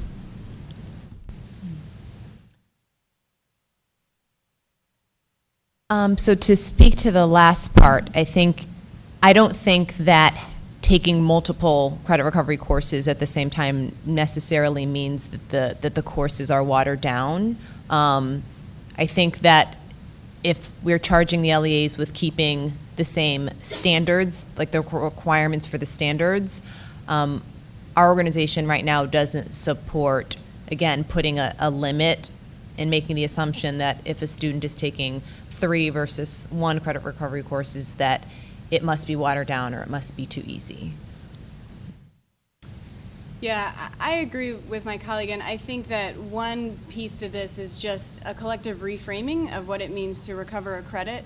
It's not a bad thing, right? It just means that a student needs a different pathway, and as educators, we're committed to providing a different pathway, and they should be really interesting pathways, and they should get to deeper learning, and they should do all the things that we want for all of our students in every single class. So I think, as we continue to talk about this, just reframing it as credit recovery as an opportunity rather than sort of a risk. So I agree with my colleague that there may be circumstances where students are in multiple credit recovery courses, but as I said earlier, that also might indicate that they have some things going on where reporting to their traditional school day is also not working, and that would be a conversation that they should be having with their guidance counselor, their pathways coordinator, around how DCPS can best support them, whether it is through credit recovery or through an opportunity academy, or through a hybrid of things to help them master the material so they can move on and be ready for that post-secondary success.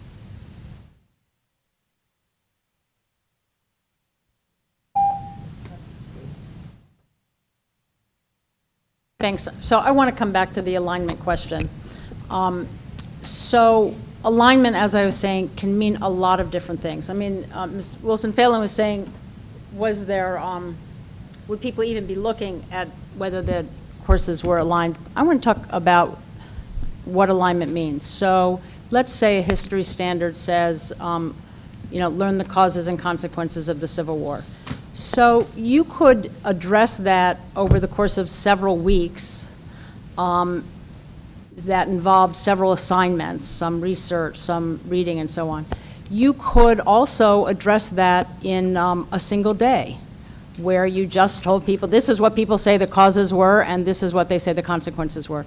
So how do you think about what it means for a credit recovery course to be aligned to the standards? How do you think about whether it's consistent in terms of the coverage and the rigor as the regular course? Obviously, there are many paths to coming to understand, for example, the causes and the consequences of the Civil War. So my point is not at all to say there should be a set of lessons and they have to be exactly the same.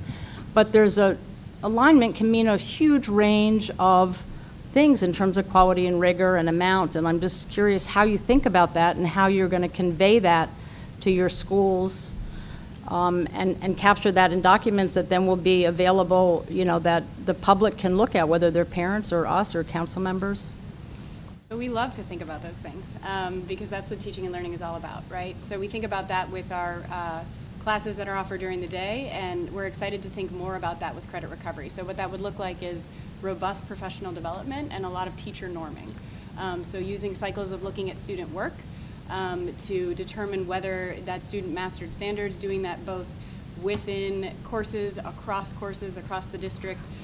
We're excited that our credit recovery program is really living in our Office of Teaching and Learning. So the way you're seeing it is, it may be different, but it's all going to be captured in this curriculum, and that is what you expect people in different schools to be teaching. You're going to have a credit recovery curriculum. So people can look, and teachers will know, and parents will know, and kids will know, this is what you're going to be learning, and it's consistent with the regular course?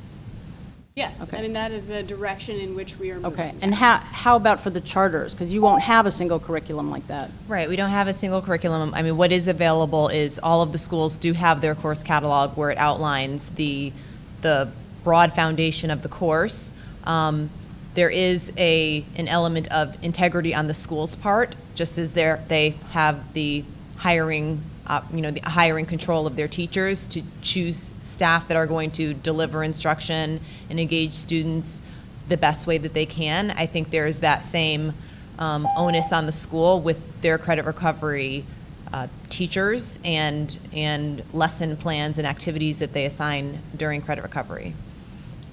I'm just going to close by saying the problem with that is your sense of alignment and theirs may or may not be the same. And how will you know? How will they know? I know. Other people went over way more than me, so I'm just getting my last point in. Thank you. Ms. Young, I just want to make sure that I'm clear. You said that even though credit recovery courses are frequently truncated, that truncation does not water down the experience for the student. I'm just saying that for all of our LEAs, they're going to have different time periods for their credit recovery classes. So some are going to be more truncated than others based on, are they doing this every Saturday? Are they doing this in the evening during the school day? So for some that have a more truncated schedule than others, then yes, it's not going to be the same amount of lessons and the same amount of activities that a student can do in a shorter period of time. Thank you. And Ms. Navarro, your testimony says, and I'm quoting here, "We made several key updates to our credit recovery policies and practices." But you also told Mr. Whedon you don't have that available for sharing with the Board of Education? As I mentioned, we would prefer to share the new credit recovery policy. We certainly can share the current credit recovery policy. When I speak about the policy updates, a lot of the updates were really updates on enforcement of policy. So the students were not supposed to be enrolled concurrently in credit recovery. They were not supposed to take credit recovery as original credit. So those were things that were on the books, but they weren't being enforced with fidelity. So those were some of the improvements that we have made in terms of our partnerships with schools in enforcing those expectations. All right. I guess I have no more at this time. Thanks.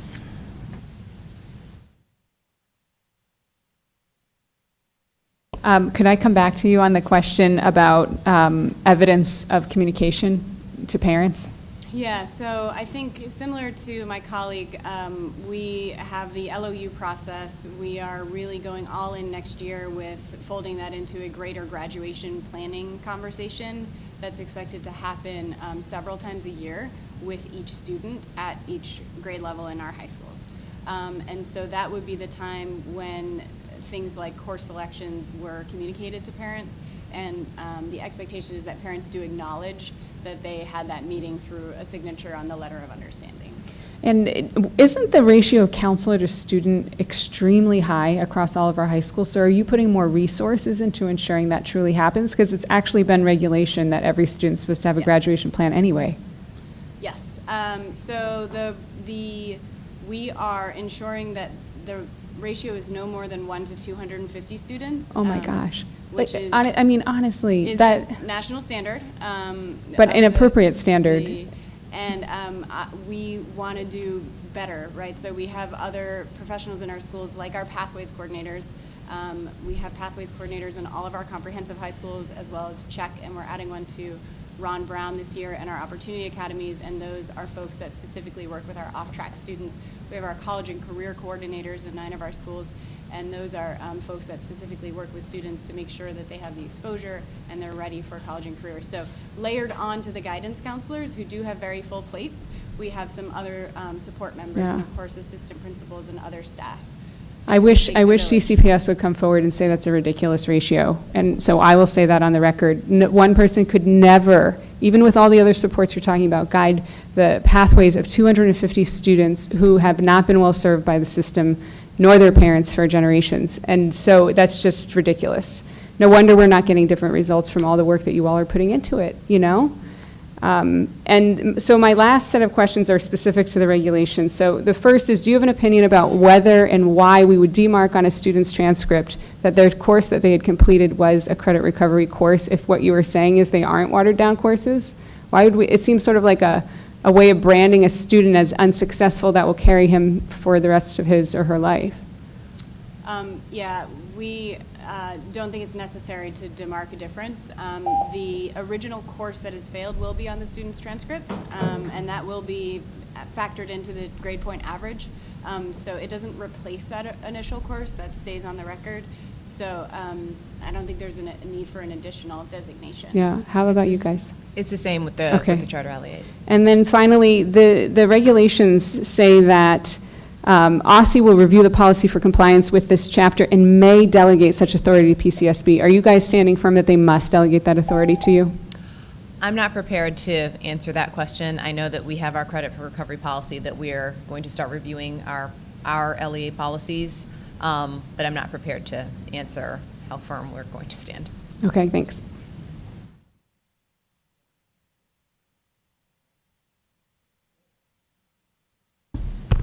Thank you both for being here. My question is a simple one for both of you, because I think one of the reasons we're here is because of enforcement and accountability. And no matter what you do with your new policy, whether it's public charter school board or DCPS, my concern is, what will you do? What's going to be in the policy that will assure the citizens that the enforcement will be there? Because you can do the policy any way you want. You have a policy in place. And what got us here today was adults violating the policy and not doing what was right. So it doesn't matter to me with the new policy. I want to know, what are going to be your plans for accountability and enforcement after the new policies are in place? That's for both boards, for both LEAs. Well, I mean, I know you have a number in PCSB. So I think the strongest point of our enforcement is the transcript audit process, because it is so granular in what we're reviewing. It also holds the school accountable in a very high way, because our board chair won't sign the diplomas of any students that we deem off track. And we are looking at the report cards and transcripts for all 4 years of those students as we sit with a staff member of the school asking questions of any discrepancies. So I think just having the ability to not sign that diploma is the strongest enforcement to make sure that schools are paying attention to it. Many of them do mock audits prior to us coming in. And because credit recovery documentation is now a requirement in our process, I think that's moved us forward from where we were before, when we didn't have that explicitly stated in our transcript audit policy. I think for DCPS, it's a couple of things. We're thinking about this a lot. And so the first thing to me is support, making sure that our schools understand all the expectations. And so going beyond just writing a policy and sending an email or putting it on a website, but actually going into our schools, partnering with our school leaders, making sure that they have the opportunity to give feedback, ask questions, and that we are really in lockstep with them about what is expected, and that they feel safe and comfortable asking questions, both the school leaders, the teachers, anyone, right? So we can help clarify, and so they see central office as a support. And then the next piece is our monitoring framework, which we're really excited about, that we've been working on, which will be a robust way to look at various different policy violations from a data perspective and give us early flags that will allow us to intervene as necessary, all the way from sort of a tier 1 just cursory review to, if we are finding things that are inappropriate, to being able to provide very targeted support within a particular school or a particular program. Dr. Wu. Thank you.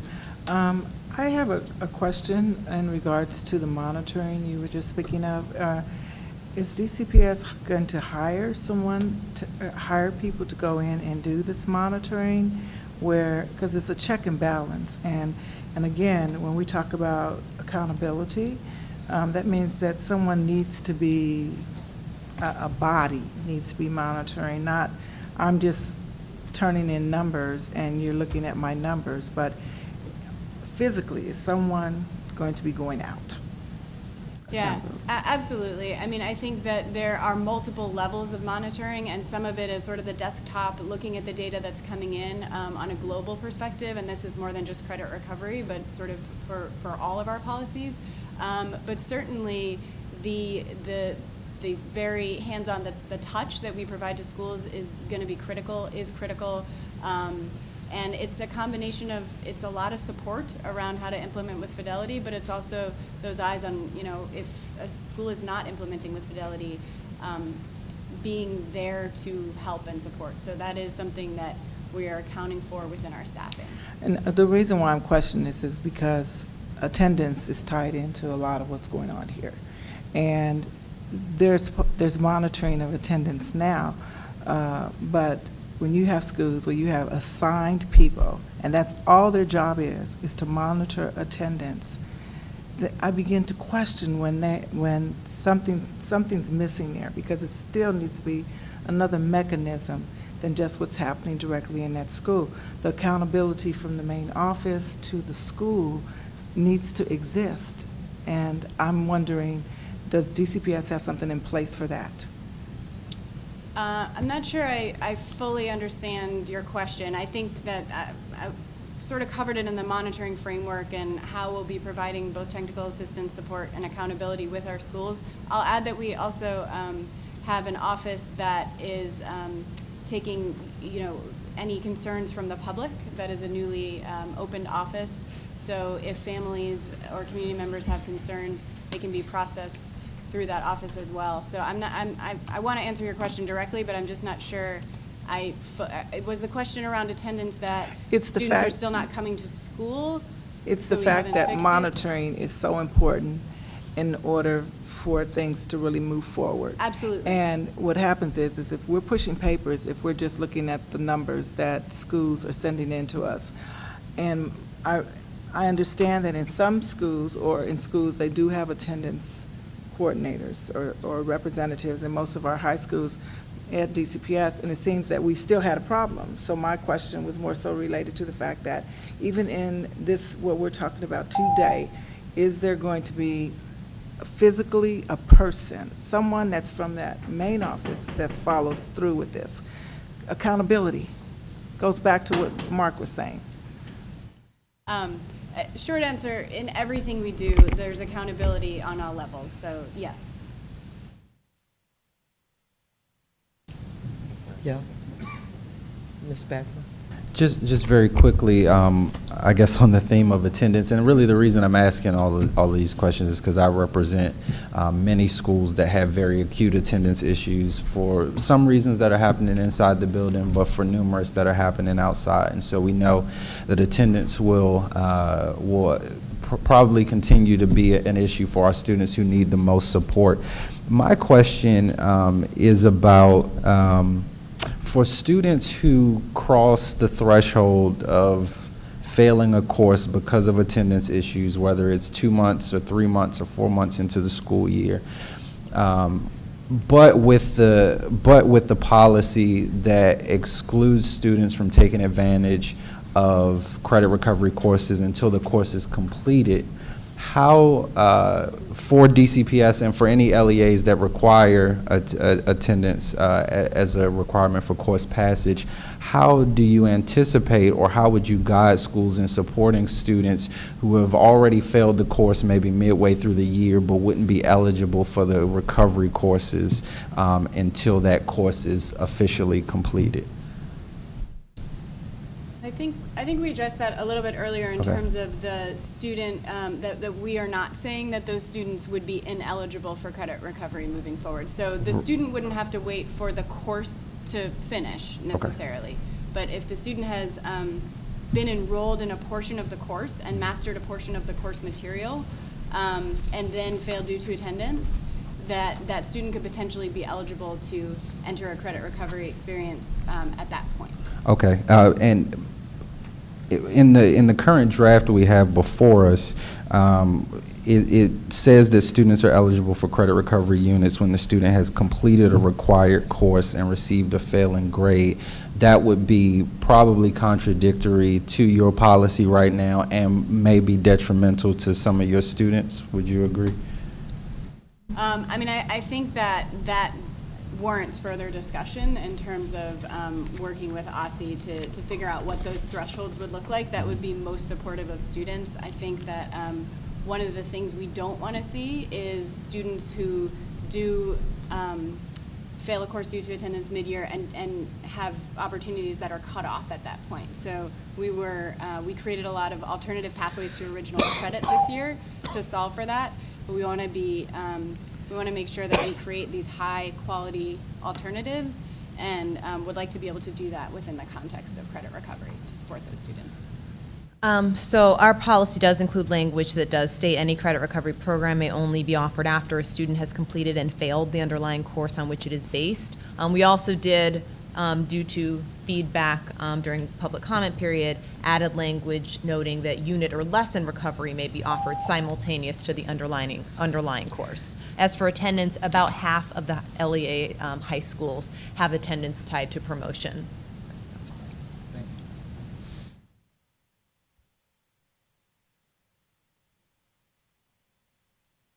I don't know how to work the mic either. Thank you for your testimonies, and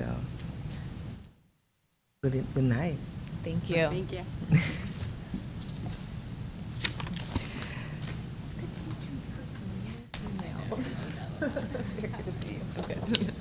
If any other member of the public would like to provide testimony for the State Board to consider on the issue of credit recovery, but was unable to attend our meeting today, please send an electronic copy to SBOE@dc.gov by Wednesday, June the 27th. With no further business before the State Board, I would like to entertain a motion to adjourn. So moved. Second? Second. All in favor? Aye. All opposed? We are adjourned at 7:40 p.m.